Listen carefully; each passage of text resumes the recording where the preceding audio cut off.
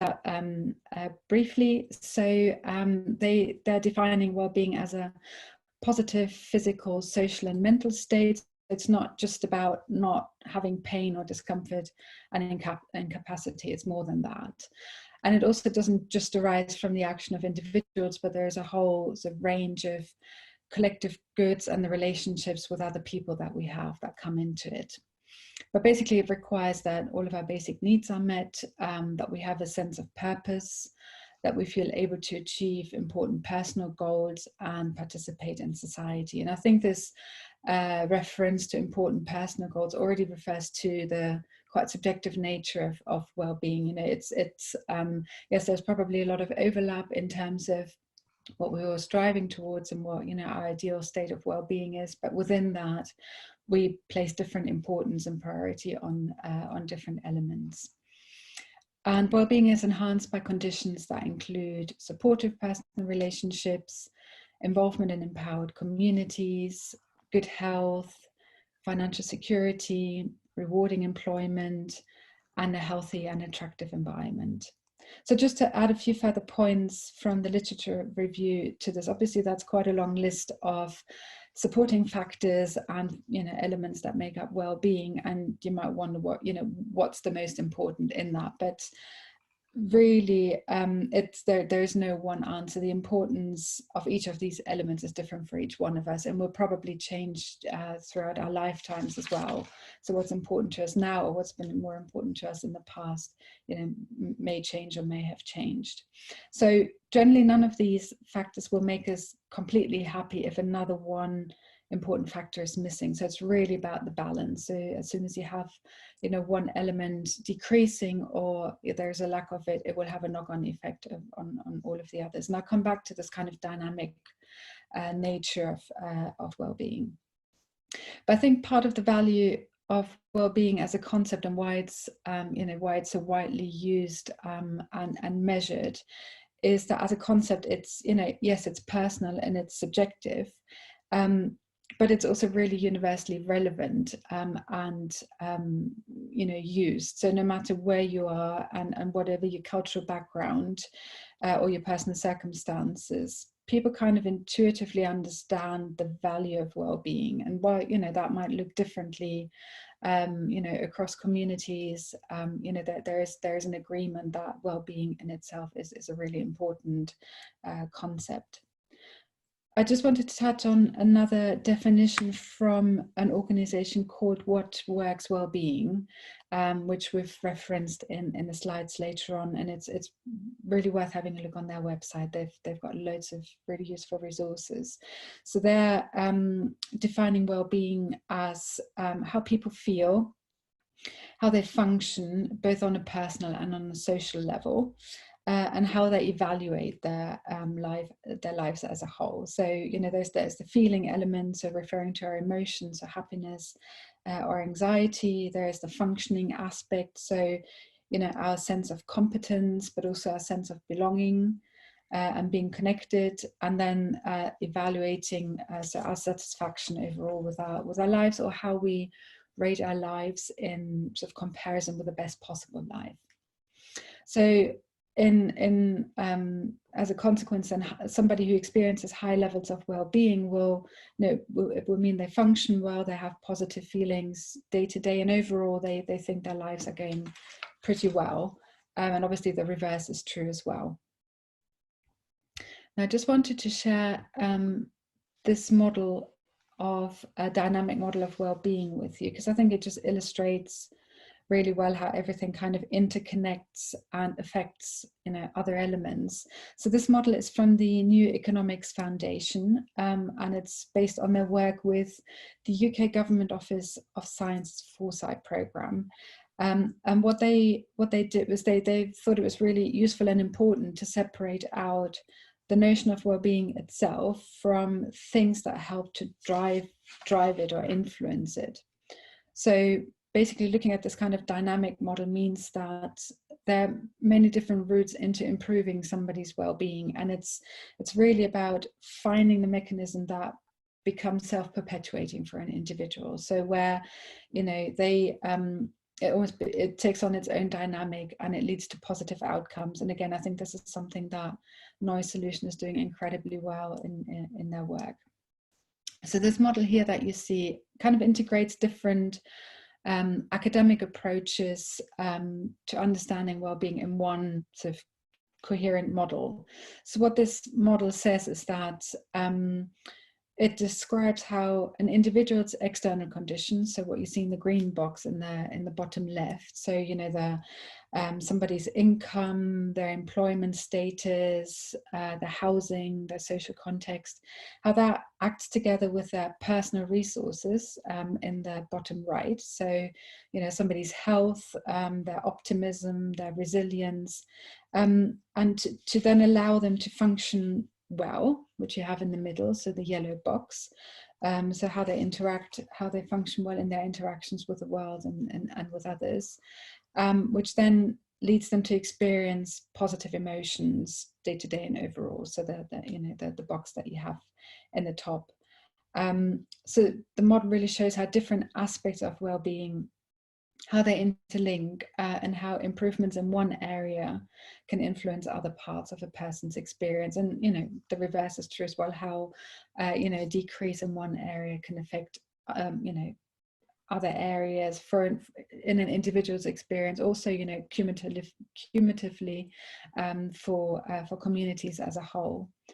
And just to point out, so the two boxes, the good feelings and good functioning, that are in this sort of rectangular box with the dotted lines, that's what we call flourishing. So somebody who, you know, is able to function well and has good feelings is seen as flourishing. So the so well-being, then put simply, is really about how we're doing as individuals, as communities, or as a nation, and how sustainable this is for the future. And this is really something that the Office for National Statistics, the ONS, is looking into and is monitoring on an annual basis. And they did some work several years ago on sort of trying to figure out what's most important to all of us across the UK. So what do we consider the most important aspects for our well-being? And these are the sort of the 10 well-being domains that people generally agreed on that were important for them and their well-being. So that's where we live, what we do, so how we spend our time, our health, our relationships to others, our personal finance, education and skills, governance, which refers to you know, our trust in governance, but also our ability to take part in democracy, the economy, so the wider state of the economy, the wider state of the environment, and then our personal, so subjective sense of well-being. So in the UK, the ONS collects data on these dimensions, and I'll come back to it later on, but it's worth having a look at their website, because all of that data that they're collecting is publicly available. Now, these domains mainly apply to adults, but the Children's Society did some work themselves to find out, well, what's important to children? You know, what's sort of the equivalent of those kinds of domains for children? So they did a similar exercise with children and young people across the UK, and found out that these 5 domains, so family, friends, parents, school, and schoolwork, are considered most important for children. So they use all of these in their surveys and in their own work. So if you're working predominantly with children and young people, it might be worth having a look on their website and see how they you know, how they develop those and how they're using them in their work. Great. Now I'll come to how to measure well-being.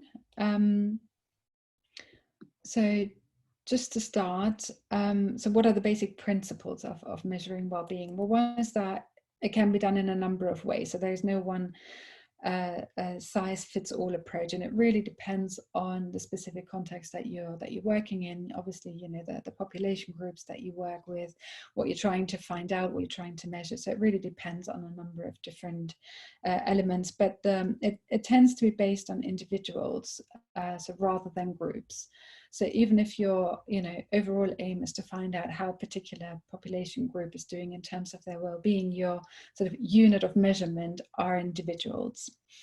And also it's focused on subjective measures, so questions about feelings, experiences, and judgments about lives, or about people's lives. So in a way, in your framework, you combine something like objective measures and subjective measures. So objective measures is what's sort of observable from the outside, so the visible factors. So, you know, somebody's level of education, whether they have a job, whether they're in stable housing, for example, and all of those are really useful things to know and useful factors to bear in mind, but they'll only tell you part of the story, and you need to get a much more rounded picture of people's lives. So for example, somebody may be in, you know, quite dangerous or you know, unstable or an unsatisfying job, which means they won't come up in the unemployment statistics, but they might, you know, still be very anxious about their future, or, you know, feel unfulfilled in their job. So in a way, in terms of their subjective well-being, they may be, you know, just the same, or maybe even slightly worse than they were before they took that job. And just looking at their objective measures that they are in a job won't tell you that. So that's really where subjective measures come in. And subjective measures can sort of be split between general measures. So how is somebody doing overall in terms of their life satisfaction? How are they, you know, feeling overall in terms of their, you know, their purpose in life? And then there are specific measures that relate more directly to what you're, you know, what you're, for example, working on. So, you know, for example, if you're you know, more interested in finding out, well, what is somebody's confidence level, or you know, how are their social relationships developing, what are the relationships with friends or with family. So that, you know, is the more specific measure that you can incorporate. But generally you want to try and have both subjective measures and objective measures to really give you the full picture. So I just want to say a few words about the planning phase to help you sort of develop, you know, whether you're doing this kind of measuring well-being work as part of your monitoring and evaluation, or whether it's part of a, you know, a research project that you're doing within your organization. There are a few fundamental things to think about before you get started. And the number one question is really why. You know, what is it that you want to know? Why are you measuring well-being? So it's, you know, sort of, this is the big almost like the mission statement of your, you know, your monitoring and evaluation, or your research framework, and something that you can, you know, keep coming back to, and that helps you design your specific questions, that you know, helps you think about what kind of tools to use, who would be able to give you those kinds of answers, and it just really helps keep you in track. So it's really good to have that written down somewhere, have it formalized, to, you know, make sure you don't go off track, because it's well, I'm one of those people who's guilty of just, you know, always adding more questions to surveys or to interviews, just because I'm naturally quite nosy and want to know stuff. But it's then really good to actually bring you back on track, looking at the big why question. Well, is this question really going to help me, you know, give me the answer to the big why, or is, you know, do I need to prioritize differently, and just, yeah, think about it differently. Then there's the how. Obviously there's, you know, loads of different tools that you can use to gather that kind of information, like surveys or interviews or focus groups, and I'll go through all of those in a bit more detail later on. But it's really thinking about where can you best incorporate well-being measures into, you know, all the other information that you want to know from the population that you're working with, and which tool is the most inclusive and accessible as well for the people that you're working with. So for example, do you need to consider, you know, that somebody's first language isn't English, so do you need, you know, to have questions translated, for example, or you know, maybe not everybody has got access to the internet, so an online survey might be, you know, not feasible for them. Once we're back to face-to-face contact, you know, does somebody need to arrange for childcare to attend an interview or a focus group? So it's all those kinds of barriers that people might experience in having their voice heard, to think about and to incorporate into your planning. Then there's questions around benchmarking, baselining, and comparison groups. So obviously you need to know what the situation was before people took part in your activity, so that you've got your baselining information to then know what what was the end result, so how have they developed, what kind of change have they experienced, but also what would have happened if they didn't take part in your activity. So a comparison group, if that's something that you're interested in and that's something that you want to find out. And then in terms of benchmarking, being able to benchmark your own data and comparing it to local and national data. So that will also help you think about what tools might be more appropriate or which tools will enable you to do that. And then something that Antonia and I mentioned in most of our learning labs and in our conversations with small organizations is around involving your stakeholders in the development of your measures. And I think especially with well-being measures, because they ask people about their emotions, they ask people about how they feel about their lives. It can be quite sensitive subjects, so people really need to be happy with the way that you ask those questions or with the way that you measure those sorts of things. So it's a good idea to involve them just for that, but also because they might have some great ideas about other ways and how you could do that, things that you may not have considered before, or things that you wouldn't have thought about previously. So involve them in the development as well as the testing of your, whether it's survey questions or interview questions, just to get that kind of feedback. Just a few other further considerations. Most of these are self-explanatory, but you might want to think about frequency of measurement. I mean, some of the widely used tools that have been validated for certain purposes give you that kind of information, how often you're meant to use them, at what kind of intervals. So they might be quite prescriptive, but if you're not using one of those tools, you might think about, do I just want a simple before and after, or if it's a longer term project, for example, is it worth having those measures, measured at different intervals, for example, on a quarterly basis, to, help track more detail or pick up some variations in the shorter term. And if you do that, it's just, you need to bear in mind that you then need to ask exactly the same questions in exactly the same way as you did with, for example, the very first time you asked those questions, just so that you can keep comparing the data. Then obviously informed consent, so people who participate in your evaluation or in your research need to know what they're getting themselves in for. So, why are you asking them? What are you asking them? How are you asking them? So they, and what you're doing with the data, just so that they've got, the choice to opt in or out of that project. If you're interested in comparing the well-being data that you're collecting across, for example, age groups or gender or geographical area, for example, you might want to think about what additional information you need to collect and how you're going to build that in, just so that you have that ability to compare. Then anonymity, confidentiality is something that's obviously really important. So making sure that data can be given anonymously. In some circumstances, that's obviously not a given. So for example, in an interview scenario, the interviewer will need to know the name of the interviewee, but you can always assure people that you're not using that data for any other purposes, and that the data will be kept confidential and in line with your GDPR policies and procedures.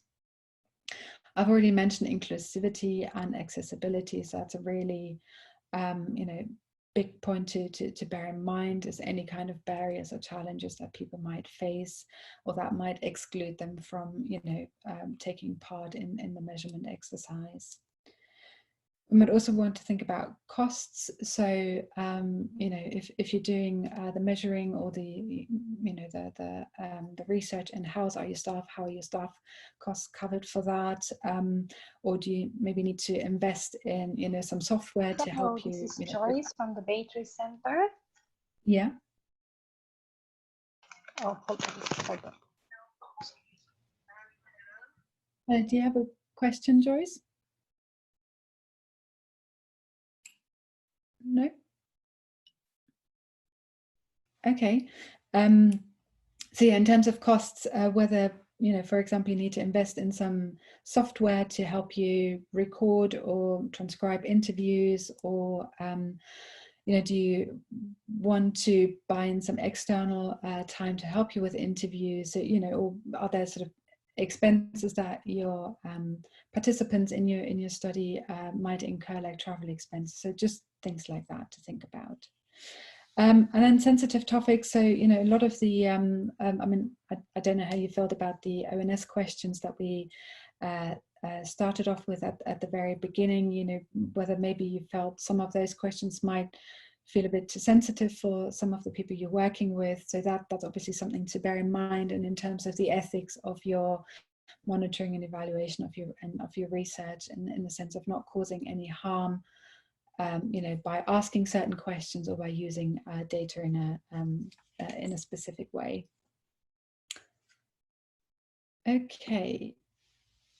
Now, just a quick run through some mechanisms for collecting wellbeing data. I mean, most of the widely used tools that are available and that you can use for benchmarking are using questionnaires, although you can incorporate these questions into interview scenarios, for example, as well. But questionnaires generally, for that kind of quantitative data, obviously a good way of gathering that kind of information. It gives you information that you can compare at different intervals across groups, on national level. If you're using a widely used tool, it can be repeated at different intervals to show trends and patterns.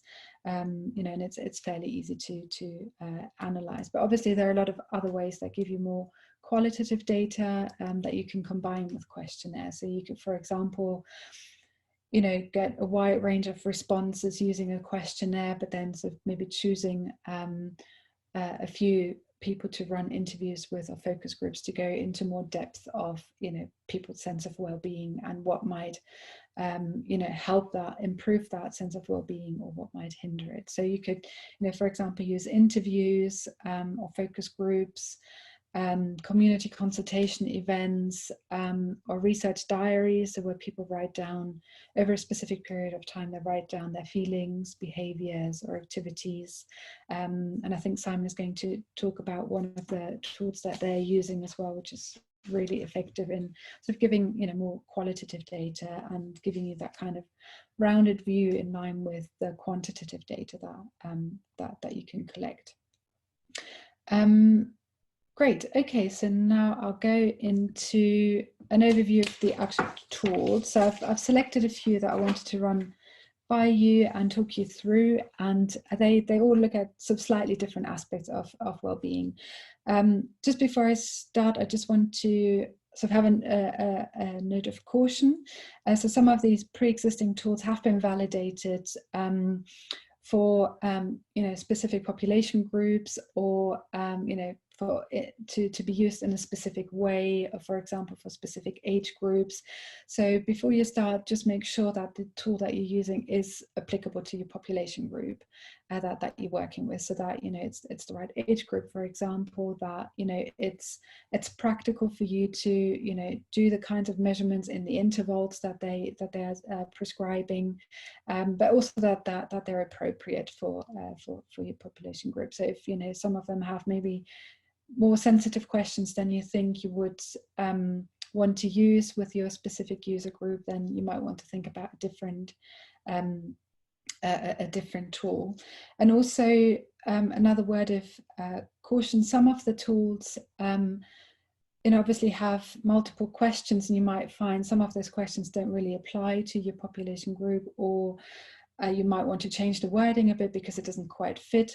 As soon as you change anything in the wording or the scales, you're invalidating the tool. You're changing the tool, which then means you can't use it for benchmarking anymore. Obviously, you can still use it for collecting data, but you can't then claim anymore you've used this specific tool, or that you can compare your own data to sort of national data. So that's just something to bear in mind. So these questions you will look familiar to you. These are the 4 questions that we asked you at the very beginning. So the 4 questions about subjective well-being from the ONS, which the ONS uses on an annual basis in a population survey. So you can, either use all 4 of those in, for example, a questionnaire or in an interview scenario. But if that just gets too much, if your questionnaire gets too long, you can also just go with the very first one. So, if you just want an overall, sort of idea of how satisfied somebody is with their lives, you can just go with the very first one and use exactly that wording and skip the others. Now, the benefit of these ONS questions is they have been very well thought out. There's been a lot of research that's gone into this, and that's backing up these questions. Most people can answer them fairly easily, whether that's in person or over the phone or online. They're very well used and recognized, so the government uses them and endorses them, and they're also respected by a lot of funders and commissioners, so they are widely used. And you can benchmark your own data. So the ONS makes their own data publicly available on their website, and they also categorize the average scores in terms of categories like gender or ethnicity or geography. So it's easy for you to use your own data to compare yourself. Angela, there's just a question, interesting question from Joyce. If you could go back to the previous slide. He says, we've asked our practitioners and they felt that the wording of the questions of these ONS questions are not so good for people with mental health. Have you got any thoughts on that? Yeah, I think that was in the literature review that I did, there was sort of notes about these questions not being potentially not being suitable for certain population groups, and I think people with mental health problems were one of those categories. So there might be other tools that are more suitable. So I'm running through a couple of others which might be more suitable, and they're in the resources that we're sharing. There are a couple of other tools that I won't have the time to go through in this learning lab, but there's references to other tools that might be more appropriate, because I think that there was a note of sort of caution, sort of for organizations to sort of judge whether these questions might be appropriate for the groups that they're working with. So that's definitely something to bear in mind and to be quite cautious about. I mean, one thing you could do is, if you want to test those questions, is maybe speak to one of your service users and just share the questions with them, and rather than asking them to answer the questions, just ask them how would you feel about answering those questions generally. How would those questions make you feel, rather than answering them, to give you an idea of whether that tool might be appropriate or not. Yeah. Great. I'll move on to the, so this is the Warwick and Edinburgh Mental Wellbeing Scale, which is one that Simon is going to talk a bit more about. So basically there's a short and there's a long version of it. So this is the short version that you see here.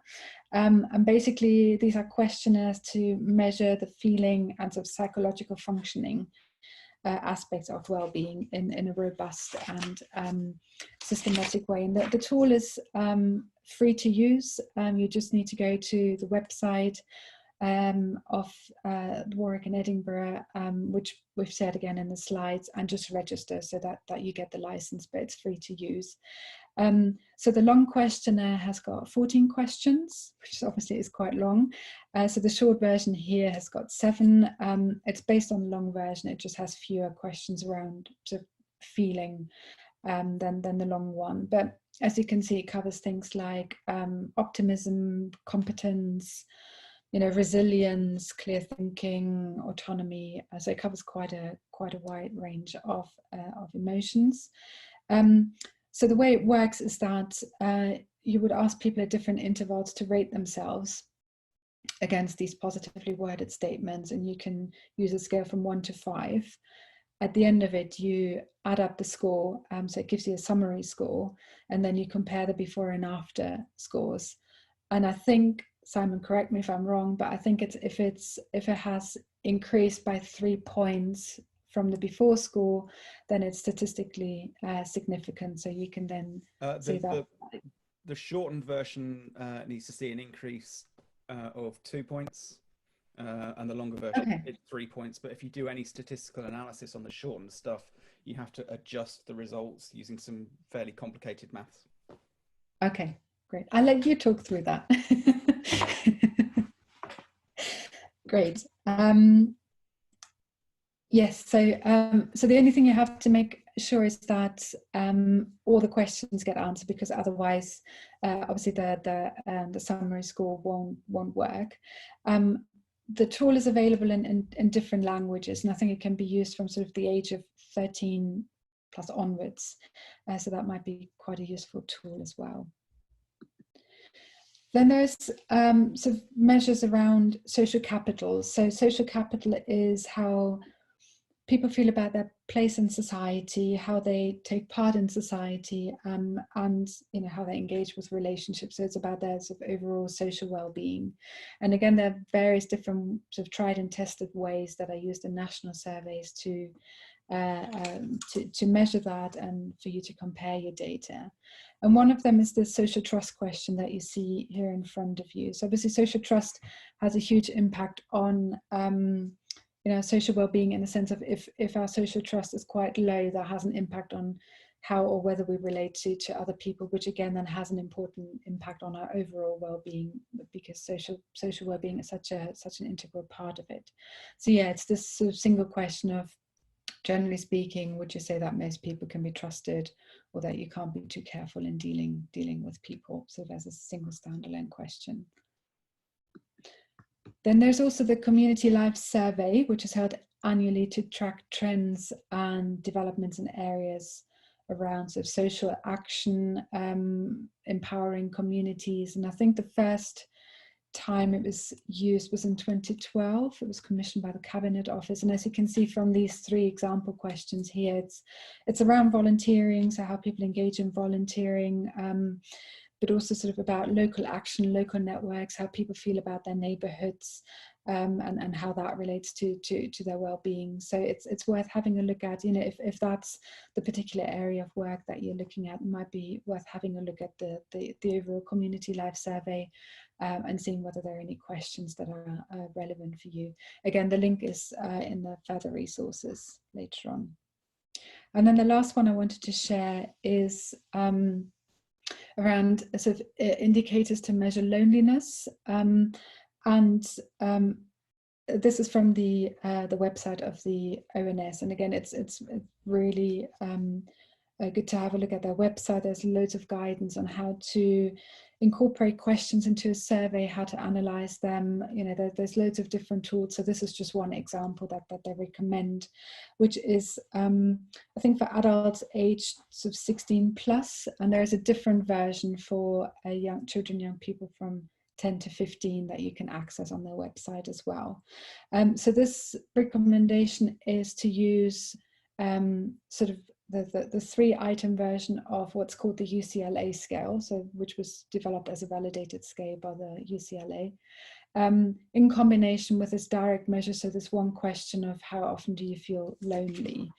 So ideally you use them together to get sort of the full picture, or a holistic picture of loneliness, and to be able to compare over time.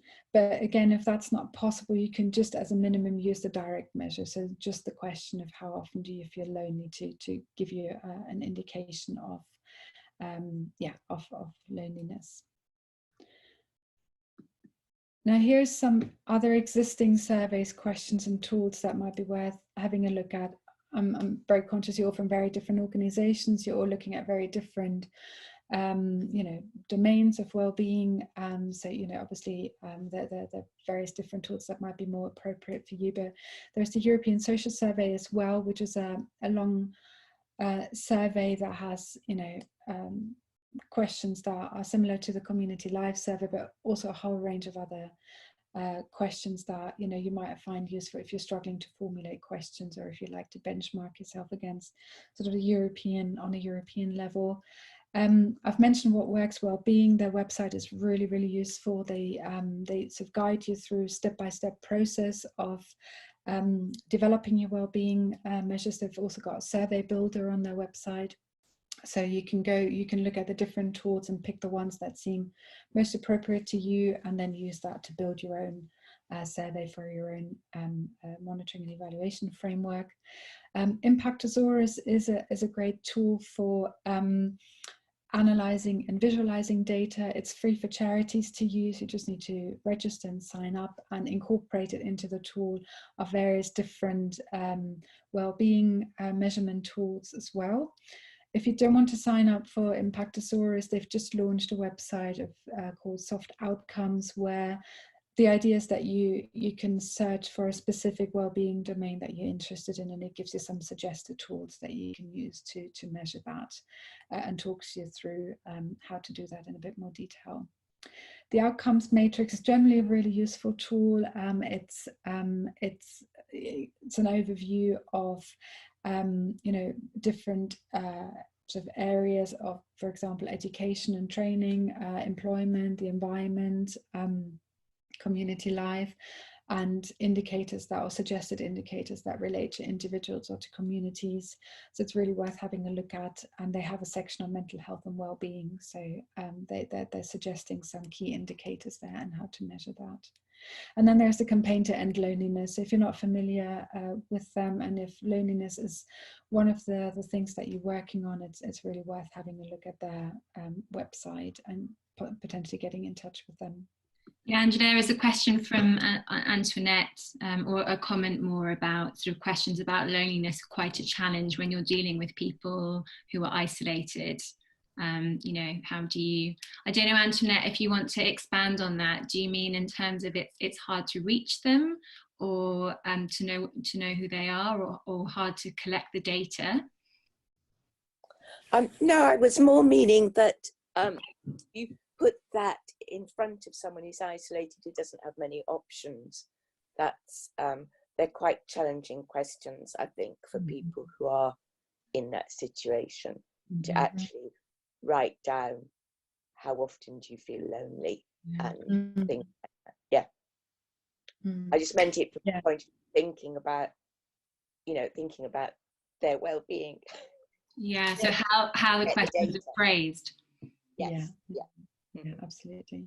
Yeah, I think it's always that's the number one question to ask yourself in the planning phase, is really, you know, what is appropriate to ask, what's the best approach. Are these, because these tools are, you know, they're not built often for one specific population group. They're sort of trying to, you know, do a whole load of different things for different people, and it's really then making that judgment call, what's appropriate, and are there other ways that are you know, that are better for us to you know, engage with people, and just finding out how they're feeling, and how they're doing, what their well-being is. And I think if, you know, something like benchmarking on a national level is maybe not such a big goal for you, then, you know, I wouldn't worry too much about it, and then maybe think more creatively about how you can, you know, gather that kind of information. So for example, yesterday I was on a webinar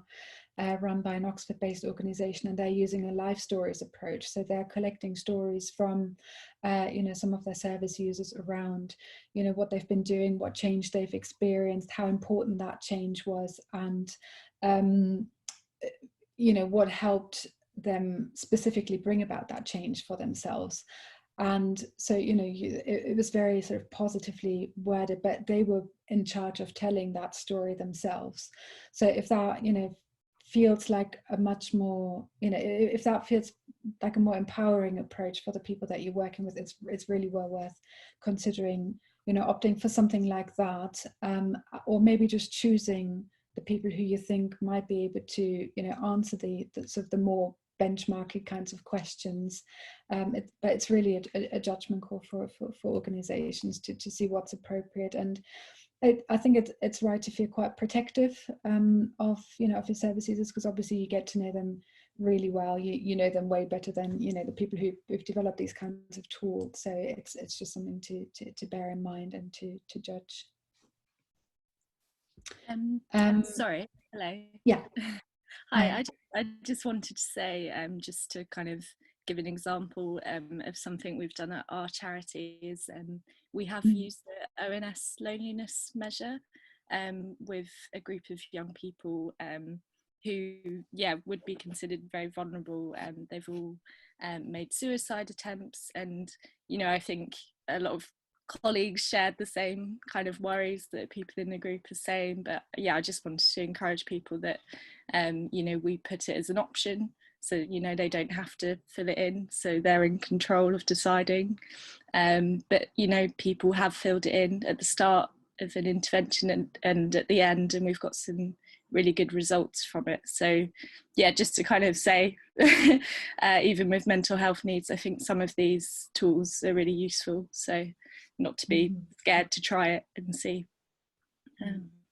Great, thank you, Helen.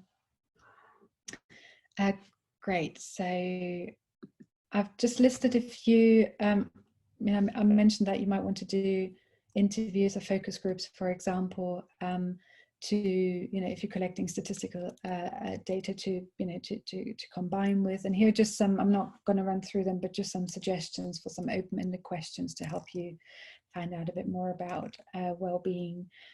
So I'll just leave them here, and you can come back to them at a later point if they're relevant for you.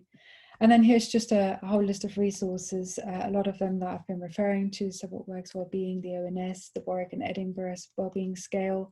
There's also really useful literature review from Quorum Voice on measuring wellbeing.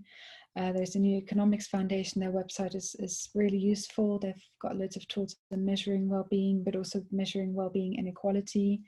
Inspiring Impact has got some resources that might be useful for mental health and wellbeing charities, and then the Children's Society report that I was referring to.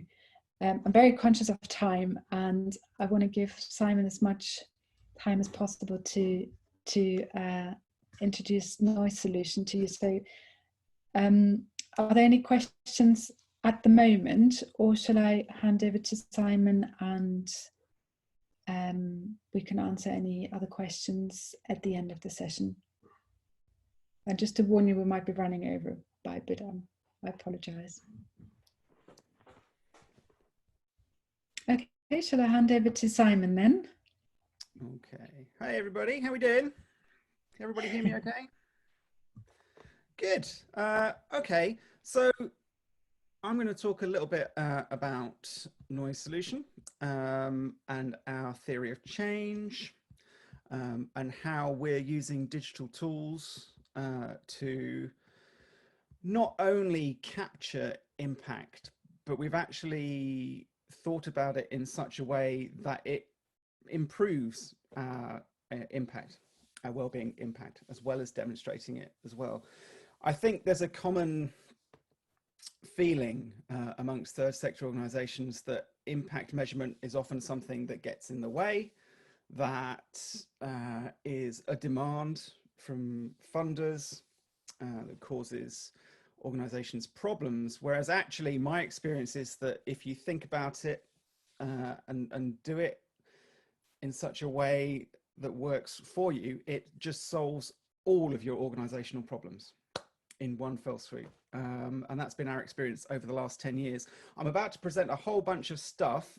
I think sometimes it can come across as a little bit intimidating, but I just want you to remember that 10 years ago, before I started this, I was just working with an Excel spreadsheet and trying to work out how the hell we were going to prove that what we were doing was having an impact. So it's a journey that everybody is on. So Noise Solution is a social enterprise that's been around for 10 years now. My background is working for local authority organisations with young people in all sorts of challenging circumstances, very vulnerable young people, working for youth offending and connections and various organisations like that. What I found worked in those organisations when I was working with vulnerable young people was to create a space where those young people felt they were good at something, and where they felt connected to other people. And those two points are quite important, and I'll come back to why they're important in a minute. What I felt was happening that wasn't so great in those youth work, local government contexts was that when people were dealing with vulnerable young people, they were often focusing purely on what the problems were. They were coming into situations with young people and just pointing out what they weren't doing right, undermining any sense of competence that that young person had. And I'm not saying it's not important to address issues, it is, but it's also important to remember that point that we were undermining how competent they felt often. I felt, and I'll come back to why that's important in a minute as well, because it's so important to understand why you're measuring stuff, as Angela said. And we need to have that wider theory of change, that understanding of why what we're doing works before we can even think about what we might be measuring and how we can do it in such a way that it doesn't get in the way of the work. Okay, so the theory of change is the most important starting point when you're thinking about any of this stuff. Noise Solutions, as I said, it's been around for about 10 years. We've won a bunch of awards. Lovely. They never come with a check, do they? But that recognition has come from, I think, the depth of the work that we've done. We've really thought about how what we do works, and we haven't focused on what we do. So many organizations focus on the fact that they're delivering, like we are, music technology, or they're delivering walking for well-being, or they're delivering knitting for well-being, or whatever it might be. And I think it misses the point. I think we have to take a step back and understand why what we're all doing is having an impact before we can start thinking about how we're measuring it. So I was having a commissioning conversation with the London Borough of Havering last week, literally, and they asked me to put together a 2-minute video about what we do, which will give you a very brief overview. 2 minutes, biff baff bosh. So if we just have a look at that first, that will get a broad brush picture of what we're doing out the way. Hi, I'm Simon. I'm the Chief Exec and founder of Noise Solution. Noise Solution is a social enterprise that has had the luxury of pioneering digital youth work approaches for the last 10 years. For the last 2 years running, we've been ranked by NatWest as a top 100 performing UK social enterprise. Digital youth work isn't new for us. We're experienced in working safely, digitally with youth in... Simon, we can't see the video. Oh, really? 2,000 hours. We can hear the sound, but not see the video. Oh, is that a problem because you're hosting, Antonia? No, it might be that because you need to share a different screen. No, it's on the same presentation. Mm. I'll do it without the video. Don't worry, it's not a problem. I'm sorry, I don't. It's not a problem. Can you You see? share the video afterwards as well with everybody. Yeah. We'll share it in a link afterwards with the follow-up. Yeah. You're seeing that screen there, though. With what? Yeah, the NatWest SE100 logo in the middle. Oh, it hasn't changed. That's interesting.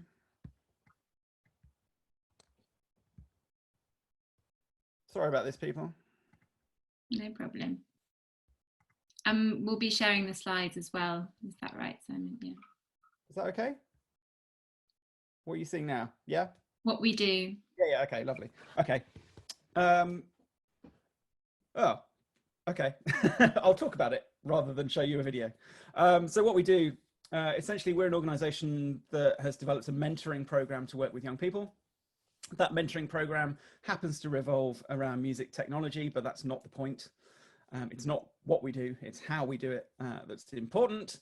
And we tend to work with young people that other organizations have a history of struggling to engage. So we specialize in engagement and impacting on well-being. And the reason we specialize on well-being is because if we do impact on well-being, the evidence is absolutely unequivocal that we get better engagement outcomes, education outcomes, health outcomes, social outcomes, all of the things that I should imagine all of you are trying to do occur when we genuinely impact on well-being. But well-being is a really interesting term where there's an awful lot of white noise around it, where people are often, I think, placing their own interpretation of what it is on what they're doing. And I think it would serve the sector well if we did a little bit more research about what well-being actually means, which is fantastic because that's exactly what you guys are all doing. That's why you're here. But the reason well-being has been so prominent in the sort of national, international conscience for the last 10, 15 years is because the benefits are so well evidenced, and it's being pushed by governments both from the left and the right, mainly because the cost implications are absolutely enormous. So there was a meta study done by a guy called Veenhoven in 2007 that equated the cost-saving benefits of impacting on positive well-being as being equal to the negative impacts of smoking. So the financial and the social impacts of improving well-being are that drastic and have that amount of impact societally. So that's why it's considered so important. And if you look at all those different outcomes, engagement, education, health, social outcomes, what becomes apparent is that well-being becomes a really, really brilliant proxy metric for talking to lots of different organizations across different sectors. So Noise Solution works with mental health organizations, works with local authority organizations, works with education. And by measuring and understanding how we impact on well-being, we can talk to all of those different organizations in a language that they understand. So that's why we focused on well-being. When I talk about Noise Solution, I talk about it as an organization that isn't a music organization. It's an organization that is interested in impacting on well-being. That's the focus and that's the point. I've done a whole bunch of research on this. This is, don't worry, I'm not going to go into this in detail, but this is our theory of change. Simon, we can't see the slide. Sorry, I think the slides are not moving. Bizarre. It's changing. I'm going to do it this way so you can see it this way instead. Is that better? If I just play the slideshow, if I just do this, that's going to be easy. Great, thank you. Yeah. Okay. So yeah, I've done a whole bunch of research. Again, like Angela, started with a literature review of 60,000 documents looking at well-being, digital youth work, understanding how to work with young people in lots of different challenging circumstances. And what came out of that literature review were some echoes of some of the stuff I was saying right at the beginning about the things that worked when I was working as a youth worker. Those echoes were around the fact that kids needed to feel in control and feel good at something. And that they also needed to feel connected to other people. And while I was doing the literature review, there a framework for well-being jumped out called self-determination theory as being massively important. And this is the bit I wanted to get to in terms of understanding how what we do has the impact so that we can then understand what to measure. So self-determination theory, basically it's the roadmap, the most well-evidenced roadmap for understanding how to impact on well-being and motivation. I mean, that's arguable. Some people would disagree, but I'm completely bought in that this is absolutely the way forward. It's had something like 350,000 Google Scholar citations in the last few years. It's massively well evidenced. In fact, it's built on empirical evidence. So people talk about theories like Maslow's hierarchy of needs or various other approaches, and they're all amazing, wonderful theories that make a lot of sense, but there is no empirical evidence for any of them. Whereas this has been built on empirical evidence from the start for the last 30 years. And these guys started with the question, how do you impact on intrinsic motivation? How do you move somebody from a position of being completely demotivated to being excited about engaging with the world? Okay, how do you move somebody along that spectrum? Which is often the populations that we're talking about. You know, we're engaging with people down here and we want to shift them up here. And what they have identified are psychological needs. Again, Angela was talking about psychological needs, and you'll see these psychological needs echoed in what Angela was talking about as well. But I think this is a simpler model that's easier to hold in mind for people. So there was all sorts of stuff flying around what may or may not be, or may not constitute well-being. But this is a very, very simple model, broad brush, that gives us just 3 things to focus on. That have been empirically evidenced to be psychological needs, absolutely vital. And again, if any of these things are missing, if there's a lack of these things in people's lives, you start to see pathologies, you start to see things going wrong in people's lives. So the three things that they've evidenced as being important are autonomy, a sense of feeling in control for people. Yet my experiences within youth work context were that whenever a kid's problems were throwing up flags, our reactions to that were to take people's autonomy away, whether that was in education or mental health or local authority, which is absolutely the opposite of what we should be doing. We should be giving people a sense of control. People feel they just need to feel a sense of competence. They need to feel that they are good at something, that they're worth something. Okay. Again, if you're coming into within an intervention and saying, well, you're rubbish at that and you're not doing that properly, and I'm the expert, and if you listen to me, we'll fix you, and you need to do this, this, and this. What you're actually doing is just wiping out a sense of competence.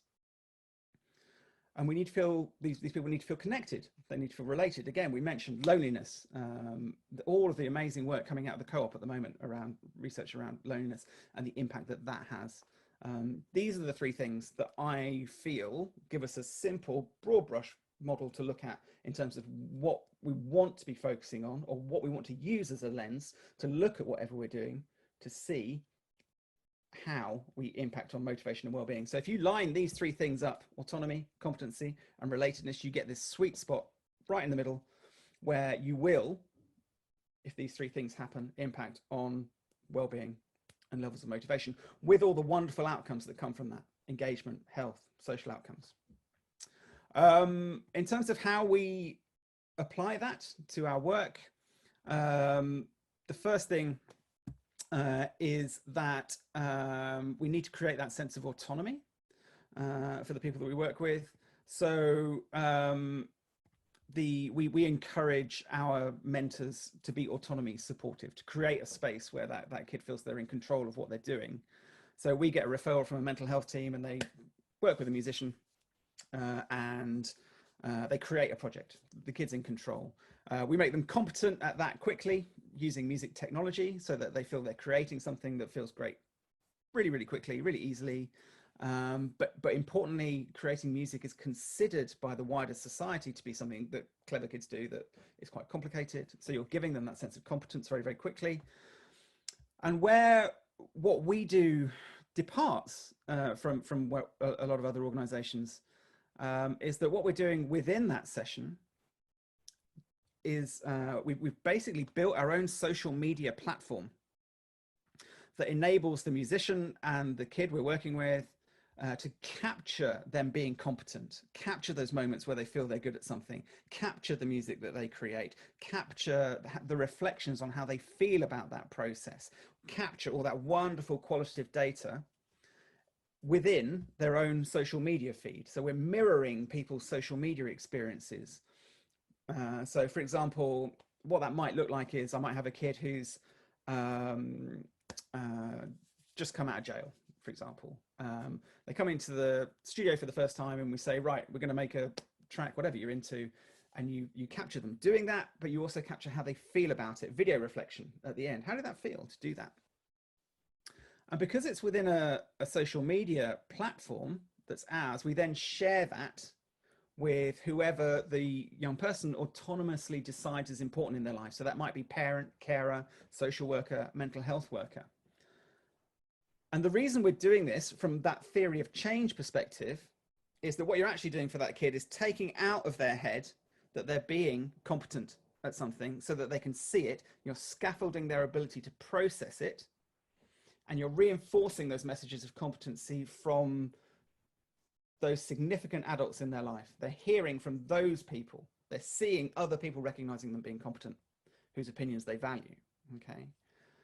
So that's having an effect, but it's also capturing impact well-being as well. What we've done is created a system whereby the participant and the musician capture their own case study told from the participant's perspective as you listen to them reflecting on how they feel about the process.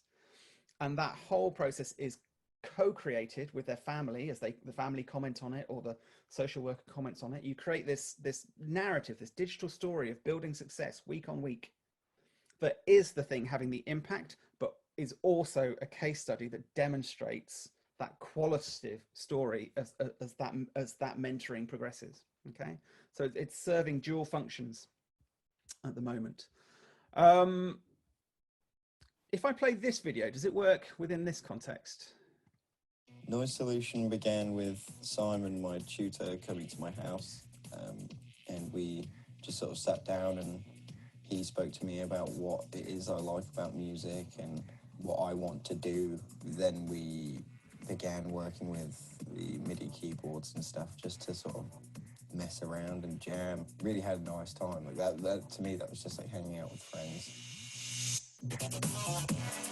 Initially, I was kind of a bit skeptical, but I think that was mainly to do with things like self-confidence and being kind of self-conscious and stuff like that. Time went on, I really realised that it is a positive way of capturing that moment, and in a way that is unscripted and it is just raw and it is what's happening at that time. Sharing those videos was really important to me.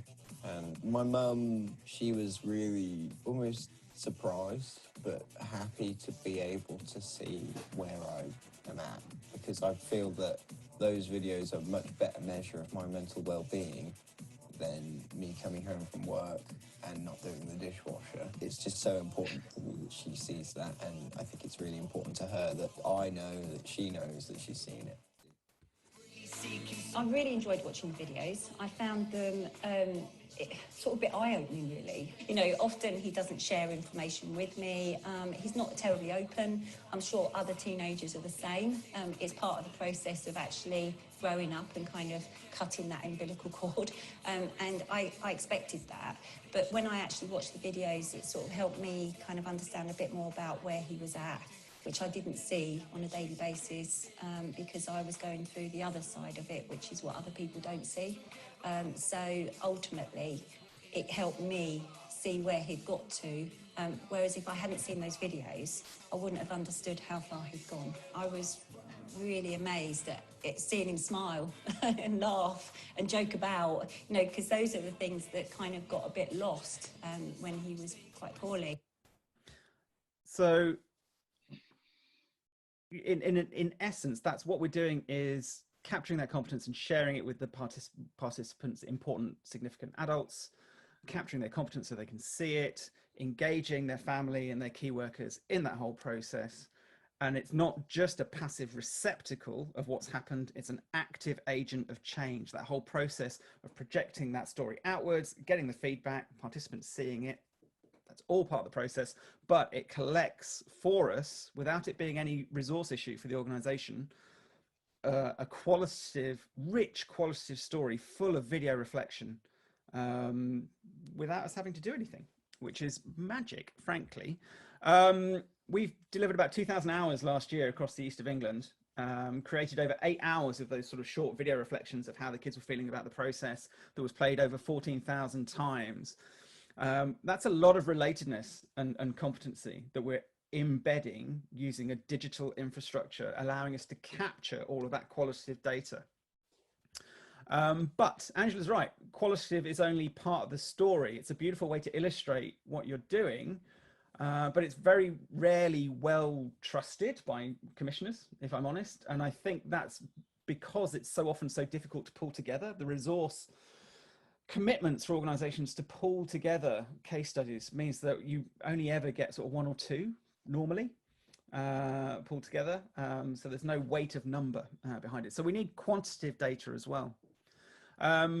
We settled on the Warwick and Edinburgh wellbeing scale as the one we wanted to use for a whole bunch of reasons. So the research that I did highlighted to me that historically there's been two streams of thoughts around what constitutes well-being. The first one was called hedonic well-being. That's sort of immediate gratification, how we feel in the moment. So for instance, that kid who's just come into the studio, who's, you know, feeling really, really good in the moment about what they're doing. They feel competent, that they're useful. That is hedonic well-being. And the other stream of well-being is called eudaimonia, or eudaimonic well-being. That's Greek for life satisfaction. It's how well we feel we're functioning in the family or within the school or within society as a whole, the circles in which we exist. And these questions on the Warwick in Edinburgh, that's what they're drawing on. They're drawing on those two things, trying to get a subjective reflection from them and putting a quantitative figure against each of those answers, okay? The important thing to remember about this tool is that it is not an individual diagnostic tool. You're not measuring that person's well-being. What you're doing is collecting together a whole bunch of responses, at minimum 30, and seeing what's happening to the population. What is the intervention doing to the population when you look at these scores? Okay, and I think that's often missed by people. They often think it's that person's well-being. It's not, it's the population. The questions had a lot of, talking to somebody else's point, the questions had a lot of feedback from users, which is why I actually like the phrasing of the questions here. They're positively phrased. I think they do little damage. Whereas I've seen some, questionnaires that are, really, really quite caustic. Developed by the NHS, so it's trusted. Talking to the point Angela mentioned about national benchmarking, we've got collected already, not us personally, but responses from organisations like the NHS, UK government, Ipsos Mori, and a whole bunch of others, lots of local authorities. Pulled together in an aggregated sample of 60,000 responses, okay, which means we've got an average well-being score that we can compare what we're doing against automatically. And if you can do that, I would encourage you to do that. There's very, very little point just making up your own scale, I feel personally. That's a personal opinion. But if you can do it so that it is, nationally benchmarkable, that's a much more useful thing to go into conversations with, for example, commissioners with. It's been validated for accuracy as well, because it has that huge sample size. And what we've done is we've built the collection of this into that digital platform. So as well as doing those stories, our mentors are able to pass over to our participants a phone or a laptop and say, right, can you just do this survey? We're interested in what impact the work we do has on how people feel. It's only 7 questions, away you go. And that means for our participants, the only thing they do that isn't for us making music is answer those 7 questions at week 1 and 7 questions at week 10. That's it as far as they're concerned. So it doesn't impose and get in the way of the work at all. But what it does mean is that we can start to analyze what the impact is that we're having. It means we move from a position of impact capture to impact management. So this demonstrates what that looks like when we split that out demographically. So we get these collected scores at the end of these questionnaires, but if we bunch them all together, if we look at all of the start scores in this column and the end scores in this column for a whole year's worth of data for Noise Solution, and we look at what the change was for 13 to 15-year-olds, we can see there was a change of 3.5. Utterly meaningless. Doesn't mean a thing to anybody unless you understand that Warwick and Edinburgh, looking at their wider data set, say that any change of 3 is meaningful.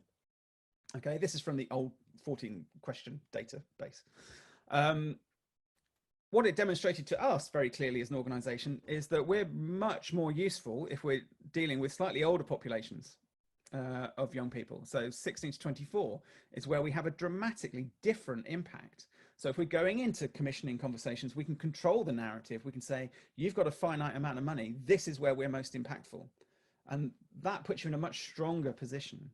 What was really interesting for us as an organisation when we started looking at this data was actually that we're massively more impactful with young women than we are with young men, which we didn't know.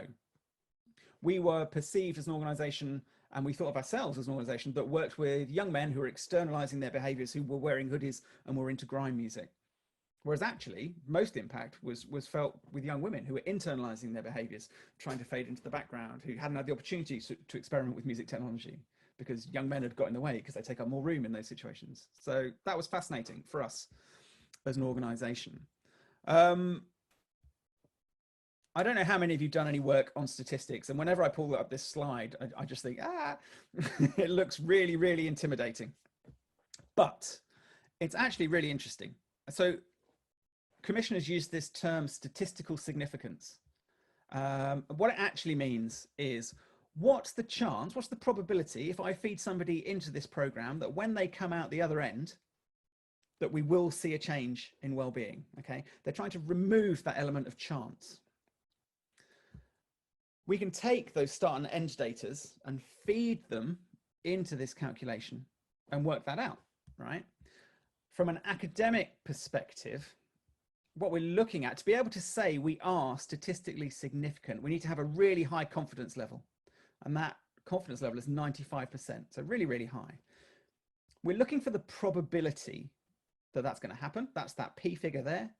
And it needs to be under this P.05 figure. So that P.05 actually represents that other 5% within that 95%. So if we run these posh maths and it comes in under that P.05 figure, it's within that other 5%, and that means that we can say we are statistically significant. Okay, so we ran the figures and it turns out that we're massively under that figure, P.000078. That's hugely statistically significant. But again, there's no perfect way to do this, and there are lots of caveats to this. So we can only extrapolate this data with people who have all actually started and finished with us. So there were 30% of people that didn't finish with us. And I would encourage you all to be really, really honest and transparent about what is working and isn't working when you're having conversations with people around your impact data, because I think it actually engenders trust when you're more honest about it and you don't try and overinflate what you're doing. So this is not, none of this is perfect. It's just giving us as an organization a steer that there's a really, really high probability that we will impact on well-being with all those wonderful outcomes. Here's a visual demonstration of what that data demonstrates, those start and end questionnaires for us. So this square up here is all of the collected start questionnaires over a year of work with Noise Solution. And it shows that there's kind of a fairly even 50-50 split between people whose score, Warwick and Edinburgh score, was in a low category, medium category, and in a high category, right? And these are the end scores. So after a year of concentrating on autonomy, competency, and relatedness with our participants, these are the impacts on well-being that we saw. We shifted from this to this. We're able to demonstrate visually that we are really, really good, not necessarily at shifting everybody to massively high levels of well-being, but what we can demonstrate pretty unequivocally is that for kids who are stuck in negative patterns of behavior, we're really, really good at shifting their self-perception of where they feel about, how they feel about themselves and their levels of well-being. And that's a shift in trajectory, okay? I'm just going to jump in here, Simon, just to do a time check. We're running a tiny bit over, everyone. If you are able to stay on, because there are a couple of questions that that you've been asking, please do. But we're very conscious of your time. You've got other things going on. We're recording the session, so we can share that with you, and then you can just fast forward to the end, the bits that you've missed. But if you're able to stay on to hear the end of Simon's presentation and a quick Q&A, then please do. Cool. Within that digital platform, we also capture all the bean counting stuff, you know, attendance and all that kind of stuff.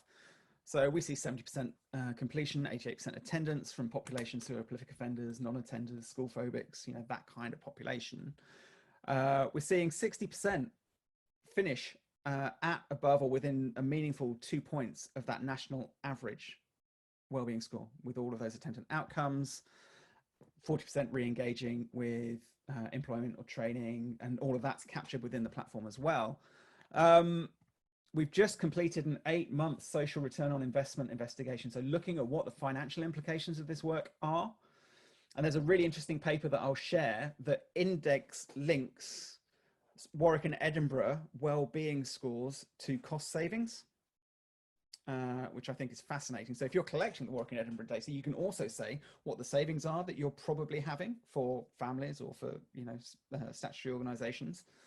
And we did a really, really in-depth piece of work. A team of 5 analysts over 8 months looked at this. And again, we were very clear we didn't want them to overinflate any figures, because that happens quite a lot in the sector. and I don't think it's helpful. But what they did come back with was a 334% savings for families and services.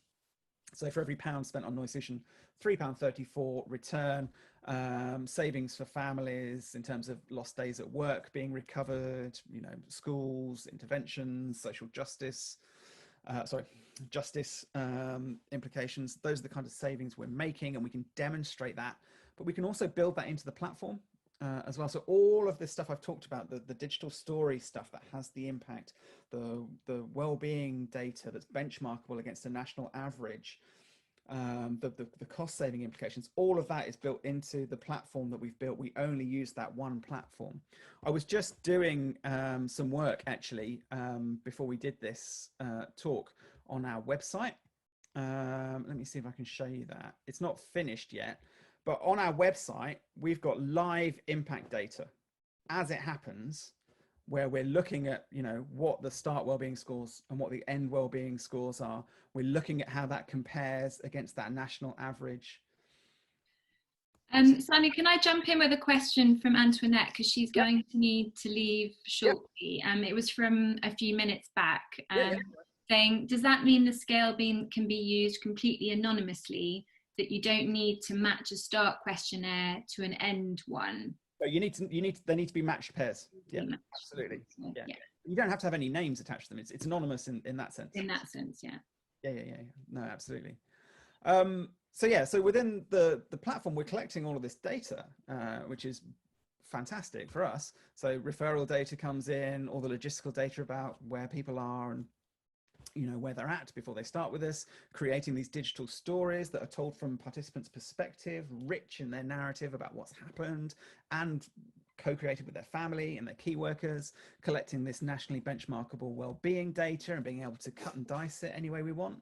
So for example, if I want to look at what the statistical significance and range of change in well-being of 15 to 18-year-old young women referred to us from any Cambridge mental health organization, I can do that pretty much at the touch of a button.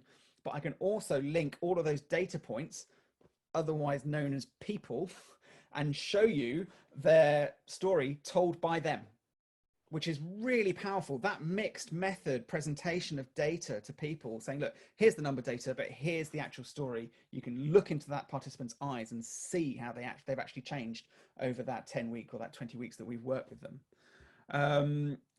The use of digital is so vastly underused. So for instance, I get an email at the beginning of every day, and so does my operations manager, with a short report written by the musician after every session that tells us what's working and what's not working for every session that happened the day before, linking us into that digital story so we can see what's happening. Total overview over all of the operations and almost real time, which is interesting in terms of, in the situation where everybody's moved to digital very, very quickly over the last month, to actually have that ability to audit and track what's actually going on, and have the ability to track the impact data as well. So we've got a data set of start and end questionnaires pre-COVID, and we're building one post-COVID. We've done about probably about 200 hours of sessions now over the last 3 or 4 weeks, purely digitally. So we'll be able to compare and contrast what was working and what wasn't working between those two data sets. And it's building automatically without it being any resource implication on the organization whatsoever. It just happens and it analyzes itself. There's all sorts of other fascinating stuff that's going on behind the scenes. So as an organization, you know, we've also built within that same platform a digital community for our mentors to engage with each other. But we've also built a community for our board so they can investigate our wellbeing data themselves independently with autonomy.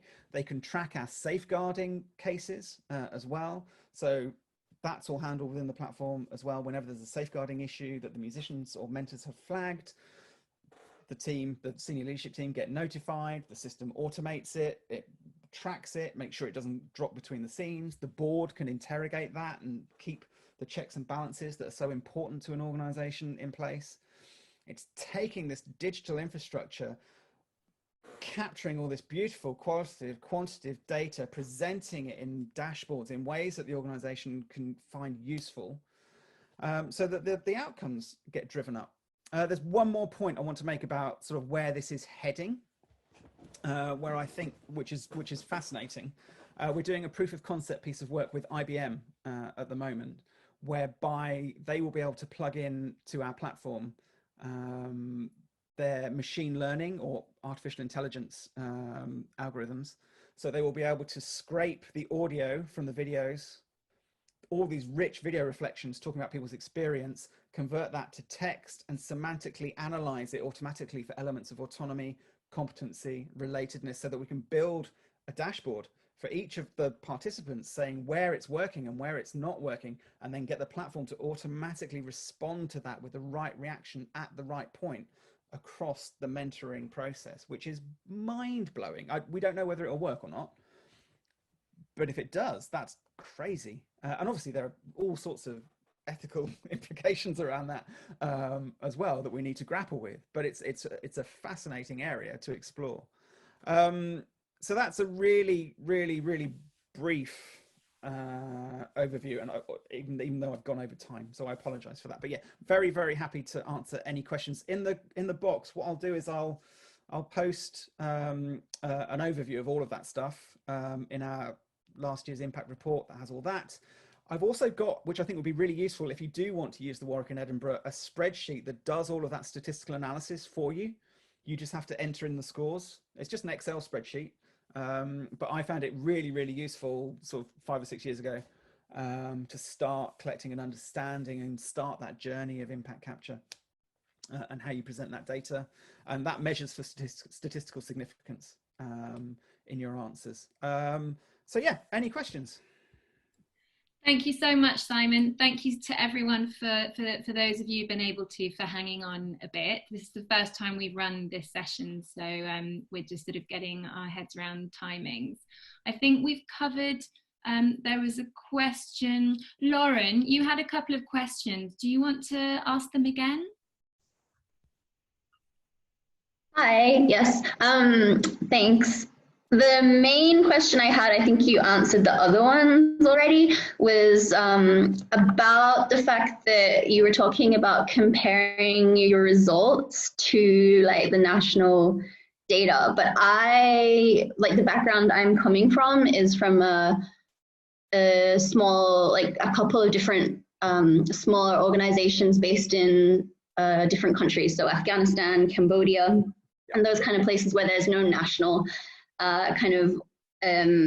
research necessarily been done using a particular scale. So I'm always looking for different ways we can measure these things. And I especially like the idea of the Warwick one because it's really short, which gives a lot of, we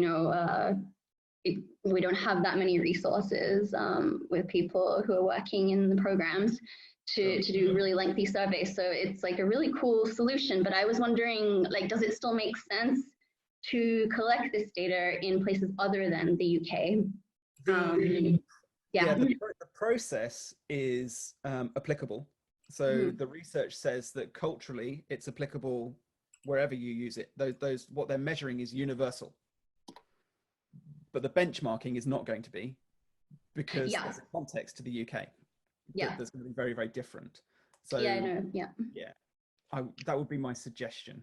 So you can kind of use it for your own context, but then without then being able to compare it to something else. But you can draw inferences as well, and there are lots of papers out there that have been done in China and various different parts of the world, and it has been translated into lots of different languages. So there is comparable data out there. Okay, cool. Thank you. Very helpful. Anything else? Somebody said it analyzes itself. Sorry, that's Lauren again. Does that mean you don't need that was me. I was just curious, but I think you answered it when you said there was an Excel that does the analysis. Oh, no. Our back-end website does all of the analysis for us automatically. We don't have to do any of that work. It just happens. Yeah, but for someone using this tool, I'll give you that website, and that will get you started with that. Yeah, absolutely. Yeah, got it. Excel spreadsheet, sorry. Yeah, great, cool. There's a question earlier from Helen about what software you're using, but I think you're using Salesforce, aren't you? Yes. So Salesforce is the world's sort of biggest CRM. And it's amazing. It's complicated to get started with, and it can be expensive to develop. But if you can think it, you can do it. Essentially, it's amazing. It's doing some crazy stuff for us.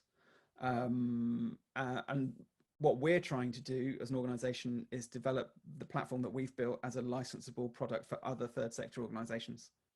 That's where we're going with it. It's not there yet.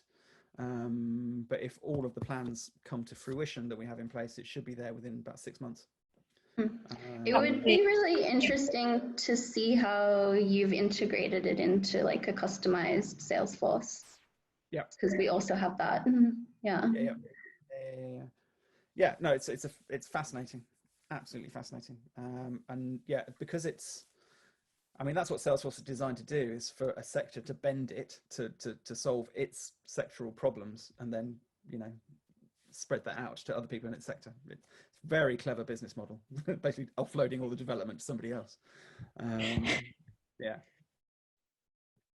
But it's taken a lot of hair pulling and tears and shouting and a massive amount of swearing to get it to work to the level that it does now.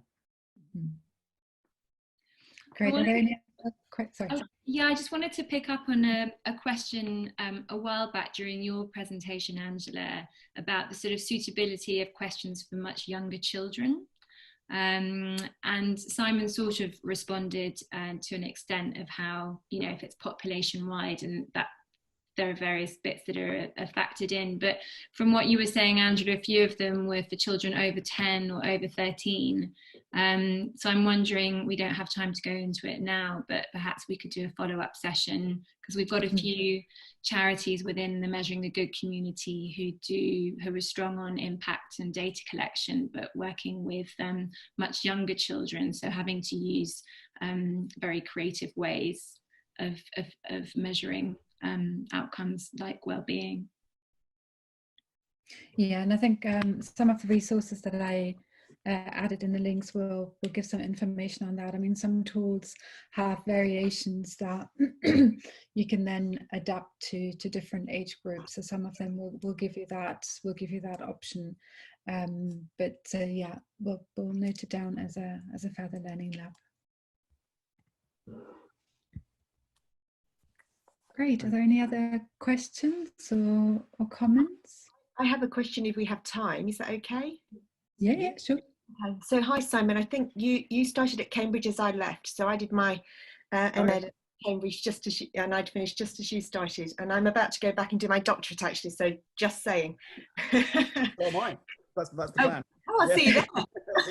Great.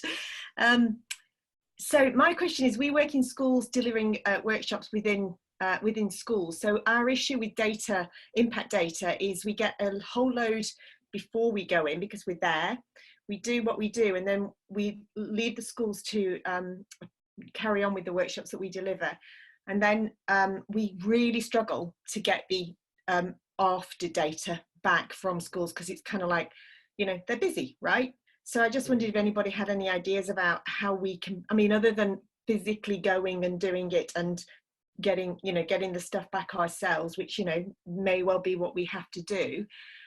It's just a big challenge for us getting that after data from the schools and also the children's voice data, which is how we gather, because we work with little children as well.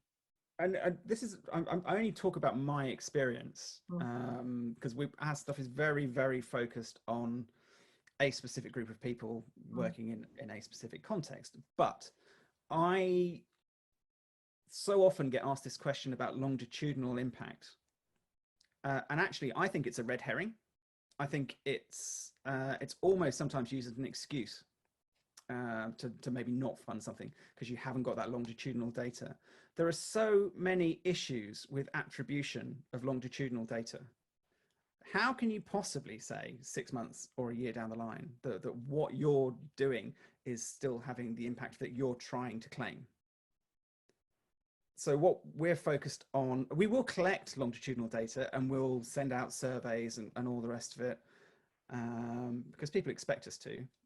essentially. And some of the anecdotal evidence can be interesting, but we can get our systems to do that automatically, so it's not an issue. But obviously, responses will be lower.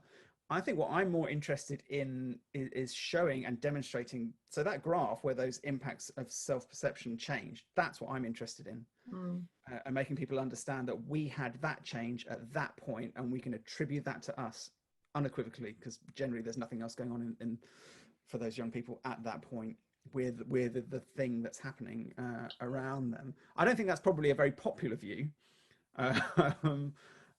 Especially amongst funders, but I'm also really interested in pushing back and saying, stop telling us to collect all this useless information that isn't actually believable.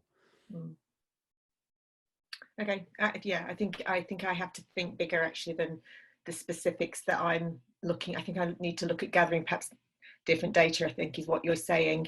Yeah, I mean, every context is different. Yeah. And this is just my opinion. Yeah, no. Yeah. Thank you. Okay, that's helpful though. Thank you. No worries. Anybody else? I just wanted to comment that, like, I think the mixed methods is really useful, like, to have more qualitative data surrounding well-being, but then it's also, as you say, like, really useful to have it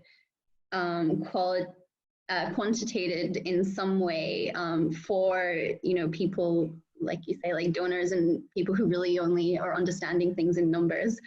Yeah.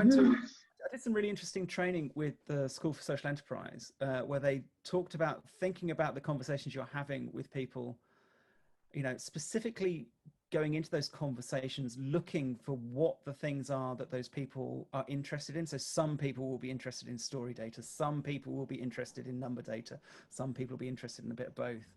And just to have that in mind. So you just need to cover your bases, you know. So I don't think necessarily that the social return on investment data we've got is perceived as being that useful. It's interesting, but because the sector's overinflated it so often, there isn't much trust in it, but it's part of the picture. There's an indication here that we will be cost saving, and you know, and that might be the same for, you know, the story data. I've lost count the amount of commissioning meetings I've been in where, you know, you felt it's been going really, really not that well, and then you play the video of the impact on the kids, and it's the story that has the impact. It probably shouldn't be like that, but we're humans, and for the right humans, that works.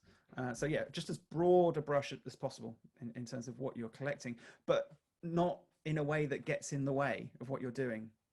People make such a rod for their backs about trying to collect all the right information, especially when they're collecting information for other people, for other funding organizations, where they don't get the choice about what they're collecting. So one of the other things we push back against quite a lot is to be able to go into those situations and say, no, we're not collecting that data. We're collecting this, and this is why we're doing it. And trust yourself and say, you know, this is actually probably better than what you're collecting, and this is why we're doing it. And control that narrative, and stop the third sector being so bloody apologetic to people. No, we're the experts. This is what we're doing. This is why we're doing it. You can buy in or you can not buy in. That's your choice. Is a much nicer position to be in. Again, not a very popular opinion. I like it. And it's very much at the core of our measuring the good approach as well. So many organisations come to us saying we need better data for our funders and for those conversations. But really, it should be about learning and improvement and increasing impact for your service users. Yeah, absolutely. Great. So I think we'll close here. So once the recording is uploaded, we'll let you know. We'll share all the resources that we've mentioned. If you've got any follow-up questions to Simon, Antonio, and me, then just get in touch. Really happy to follow up. But thank you so much, Simon, for your time and for sharing so generously. And yeah, thank you very much to all of you for joining us, and hopefully we'll see you on one of our next learning labs. Great. Thank you.